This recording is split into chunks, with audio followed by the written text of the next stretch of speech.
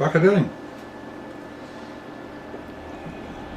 Right, I realised that I've got my light on at the top there because even though it's sort of early evening now and the room is still light, it's and I'm kind of side onto it. Bloody hot. We've gone, you know. Okay, I know. I'm British. I'm going to mention the weather. I haven't done it in my last two videos. Pretty amazing, really. Oh no, I did mention it. I mentioned rain, didn't I? Yeah. You know, we're in the UK, in various places, we've had horrendous flooding, yeah, and torrential rain. I don't think any of us escaped it in the UK for 3 months, April, May, and bloody June as well. Yeah, God Almighty. Yeah, and I think the irony is, I understand, and I only learnt this last week on the news, is that what is it? Just over half the states are in drought. Okay. All to do with the Gulf Stream, apparently, certainly our weather being further south than it normally is. So we're not getting any of the high pressure. Although they're now claiming, the meteorologists, that the Gulf Stream has now decided to move further north against the high pressure. So we've gone from sublime to the ridiculous. You know, I was still sleeping in a thin duvet over a week ago. Now it's in the 80s. It's just a abrupt change. Still, okay, I went to the weather, I'm a happy man now. Okay, for those of you who watched my video on Sunday will know that I had a chance conversation with Glyn, not a meeting as I said, word fart, because I put an order in for some more tread mixture, and I also got him throwing a cheeky tub of jackknife ready rubbed. And along the other two, I'm itching to try them, but I mean they are pricey. You know, they're $16.50 a pop. But as Glyn said, you know, and we would understand that. You know, he got shafted on import charges and excise duties, which stuck the extra like £4 on top of it, which is fair enough. But you know, for me, okay, we've still got a Regal plug, but the jackknife plug is worth the £16. When I can afford it, I want to get a couple more of the tubs. Now I know he's on his website, Gauntley's website, he said he's going to get some different varieties in. Brilliant. The ones he's mentioned, I know, all seem to be, you know, Latakia based. So, you know, about some Barbary Coast. Well, you've got the 30 to choose from. God, he's probably getting everyone going, oh, get this, get that. Glyn, I trust you enough that what you're getting will be brilliant. Okay, so I'm going to hopefully get a couple to try, and then store the others for as long as I possibly can. You know, like Glyn recommends that they are perfect for storing, and they just improve with age. He says 7 years. Yeah, fair enough. Okay, we'll try. But speaking of Gauntley's, as you'll see from the title of the video, when I received my package from Glyn after my little order, he threw me in a little sampler. Okay, it might look like a little packet, but he has stuffed this back in here. I'd heard him mention it a couple of times and I dismissed it, to be perfectly honest. It's called his Private Blend Number 2, also known as Rum and Honey. Again, this is a classic example of making assumptions. Assumed it was an aromatic. I hadn't listened to what he'd said about it. I hadn't even gone onto his website and looked it up, and I hadn't done even before I tried this. So I thought I'll give it a go. You know, he's been very kind enough to send me a decent little sample of this. Now I've had 2 corncob bowls of this, and I've now got it in my housekeeping. My little, but this hasn't seen had an outing for a while. My Barling Brothers black rusticated nose warmer. Yep, smoked perfectly. I don't know, it's gone out. Oh, a shock. So I thought I'll just fire it up and try it.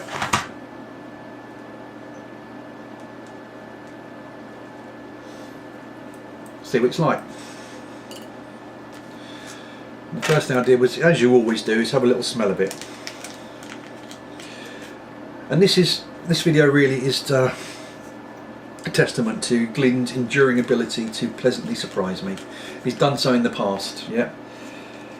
He did so with the Deliverance. You know, I thought, okay, that was going to be a Latakia aromatic, you know, Cavendish, but loved that stuff. The Gero mixture, I thought was going to hate Latakia and cigar leaf. Quite like that as well. This doesn't smell aromatic. This smells like a very, very rich Virginia. Yeah, I know that sounds at odds, doesn't it? It doesn't smell like aromatic. Not overwhelmingly aromatic. Just smells really nice. The sort of smell I get from rum flake, which I love. Yeah, I'm not getting any honey smell from this. So, so far so good. When I started pulling it out to load it in, I thought, hello. I was getting these little clumps in it, and I thought, oh, it's just little clumps of tobacco. But I felt and looked closer, I thought, hang on a second, that looks remarkably like a little disc cut off of a small thin rope, or a twist. Surely not. And the more I looked, the more I convinced it was. So I left it at that, and I fired it up. Oh, absolutely brilliant. Glyn, you're a little rascal. You're a wascally wabbit. I've got to put another order in now, haven't I?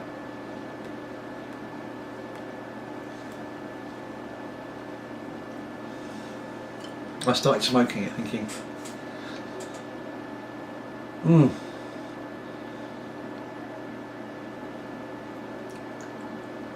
underlying this, I've got a familiar taste. It's kind of a grape Virginia.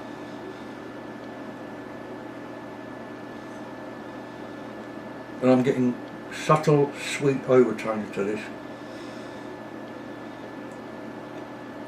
Had Glyn not named it Rum and Honey, would I have known it was Rum and Honey? I'd have thought it reminded me of a rubbed out rum flake, the Gauntley and Hoghots do, which I love. But yeah, there's also that complementary other sweetness. Honey, may possibly, yeah. I can't say definitively that's the case, but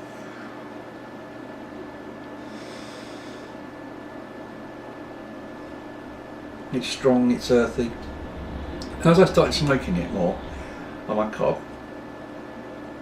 it burns lovely. I thought at first it was a little bit moist coming out of the packet, so I did leave it for 10-15 minutes, and it, like most of, well, if not all of Glyn's tobaccos, it burns really well. Towards the bottom of my first cob, oh, holy hell, this is strong. 2 and 2 will make it 4. I thought, right, let's get on his website and have a look at this. Clean. Yeah, he's put twist in it. Oh, top man. Twist. And black and gold Cavendish. Is that right, or I missed one out? And perhaps a little bit Burley, I can't remember. I can't get onto his website at the moment, I'm doing something else. Marvellous. So I'm so hot in here, God. I've got the window open, there's no breeze. And I think luckily we've been train free, haven't we? I don't notice it, but I haven't had any of those roaring by. Well, as I say, one coming? Oh, no. Now, I haven't long filled this up and lit it up. I'm not going to sit here doing a charring light on video.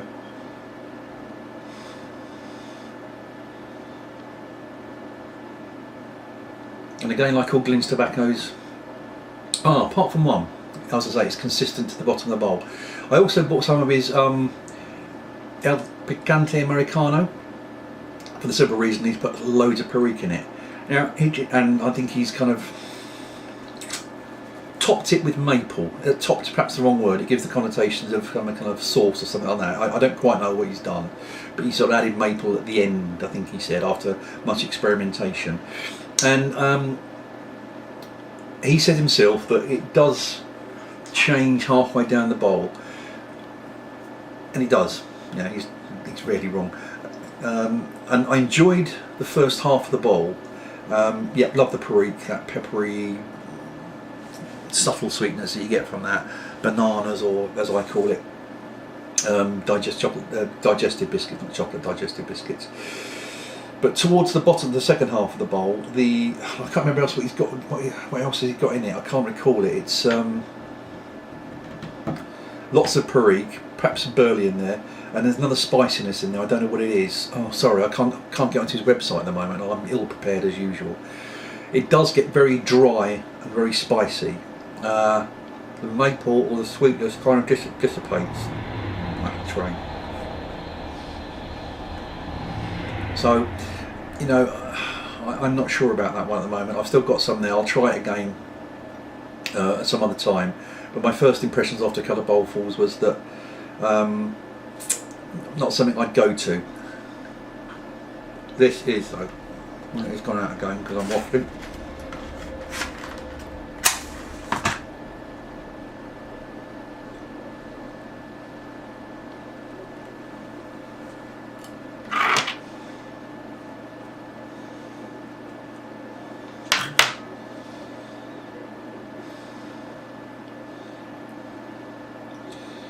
Yeah, twist soaked in rum. That's what he described it. Black and gold Cavendish. This is not an aromatic. This is bloody marvellous. Done it again, Glenn.